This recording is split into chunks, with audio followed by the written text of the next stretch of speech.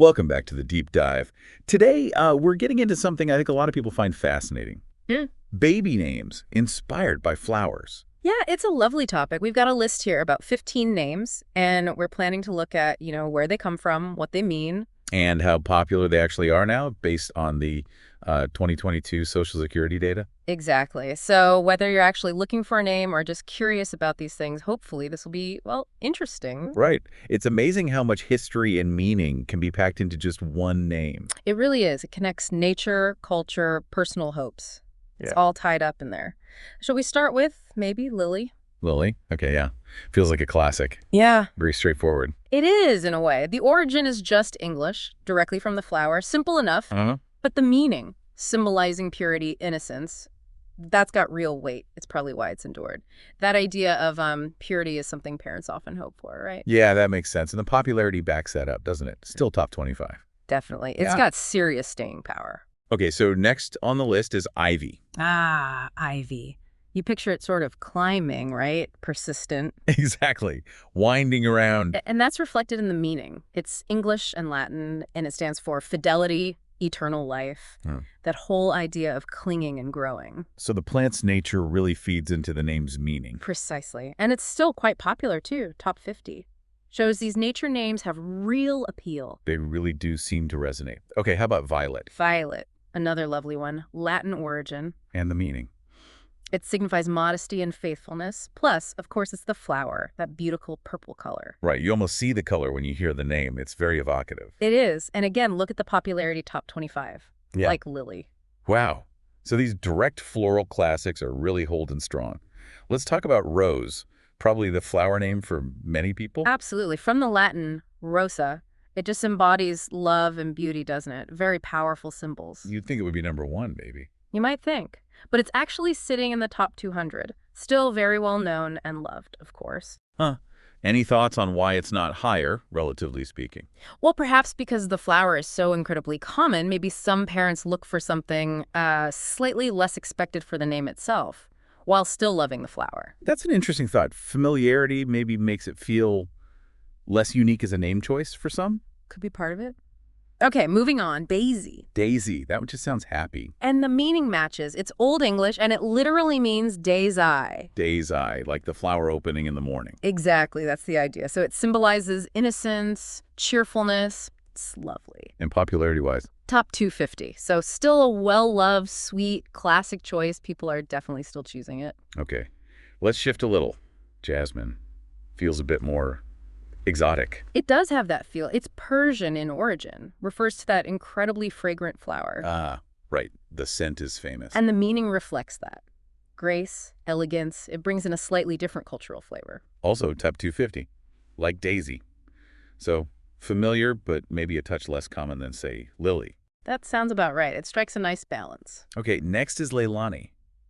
That sounds beautiful. It really is. It's Hawaiian. And the meaning? It translates beautifully to heavenly flower or sometimes royal child. Really gorgeous imagery. Wow. Heavenly flower. No wonder it's popular. Yeah, it's climbed right into the top 100. You can see the appeal, the sound, the meaning, the cultural connection. Definitely. Okay, following that, we have iris. Iris. Makes you think of those, striking, colorful flowers. Totally. The tall ones with the amazing patterns. Well, the name is Greek, and it actually means rainbow. Oh, perfect for that flower. Exactly. And what's cool is Iris was also the Greek goddess of the rainbow. So you get this link between nature, mythology, color. That's a lot packed into one name. And where does it rank? Another top 100 name. Seems people really connect with that blend of nature and deeper meaning. It's amazing how these threads weave together. Okay, let's look at azalea. Azalea, also Greek roots. It comes from azaleos, which means dry. Dry. Yeah. That's unexpected for a flower name. It refers to the kind of soil the shrub likes, apparently.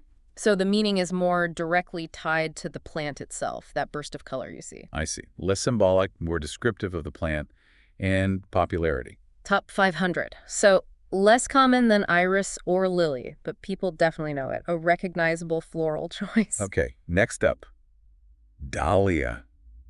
Those blooms are incredible, so complex. They really are. And the name has a different kind of origin story. It's Scandinavian, named after a botanist, Anders Dahl. Oh, really? named after someone. Yes, a Swedish botanist. So it has this direct scientific connection, which is kind of neat. Yeah, that is different. And the meaning. It tends to convey dignity and elegance, maybe reflecting how sophisticated the flower looks. That makes sense. That scientific link is interesting, too. Maybe appeals to certain families. Could be. It's also in the top 500, like azalea.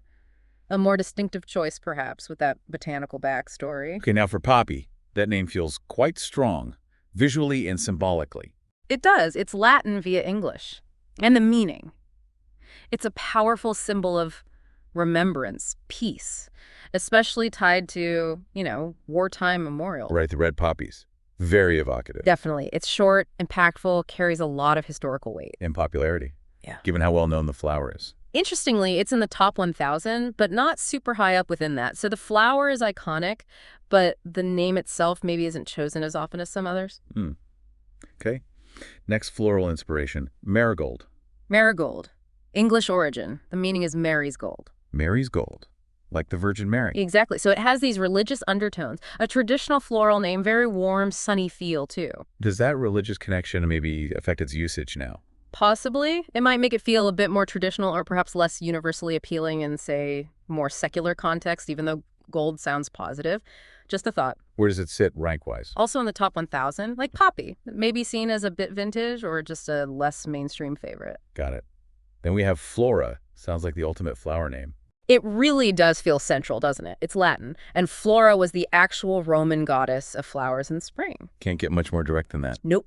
It's straight up mythological and botanical, evokes nature, blooming, new beginnings. And its ranking. Also top 1,000. It seems like these very direct mythological or maybe more classical names aren't dominating the very top ranks right now. Interesting observation. Okay, nearly there. Camellia. Camellia.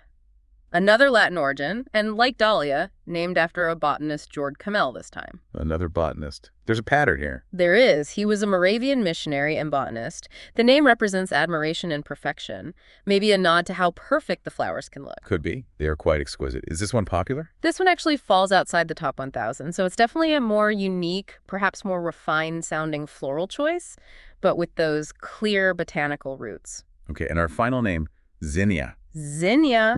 And guess what? Also Latin, named for a botanist, Johann Zinn. Huh. Okay, so that's 3 of them named after botanists. Right. Zinn was a German botanist and physician.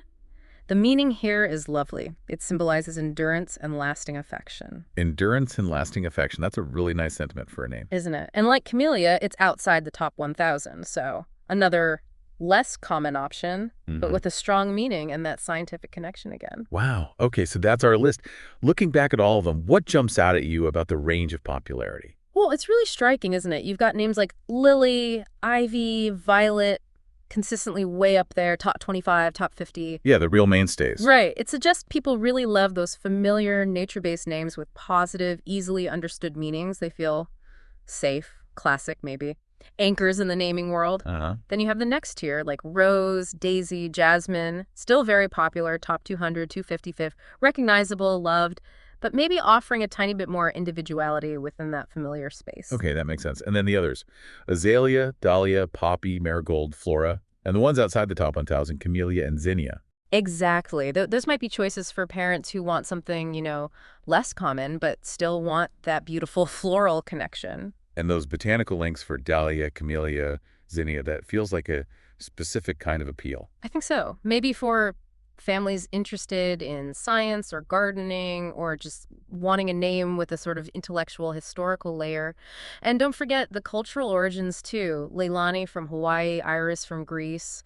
They add such richness to the options. It really shows the diversity, doesn't it? From simple elegance like lily to, the scientific roots of dahlia or the history in poppy. It's a whole tapestry. Absolutely. And the popularity data just gives us a snapshot of what's resonating right now, but also hints at those deeper, timeless connections people have with these kinds of names. Okay, so thinking about aha moments from this discussion, for me, learning daisy means day's eye was pretty cool. Such a vivid picture. Yeah, that's a great one. And realizing that 3 of them, dahlia, camellia, zinnia, were named after actual botanists. That adds a whole different dimension. Definitely. For me, I think the iris connection, both rainbow and the goddess of the rainbow, that's so vibrant. Right. And the meaning of Leilani, heavenly flower, is just so incredibly beautiful. Hard to beat that. Yeah, that one really stands out. So for everyone listening, maybe something to think about. How much does the actual meaning or the origin story of a name really influence how we perceive it? Or even how a child might connect with it later on? It's more than just the sound, right? Absolutely. Or popularity, there's history, symbolism. And maybe thinking about why certain names rise or fall in popularity.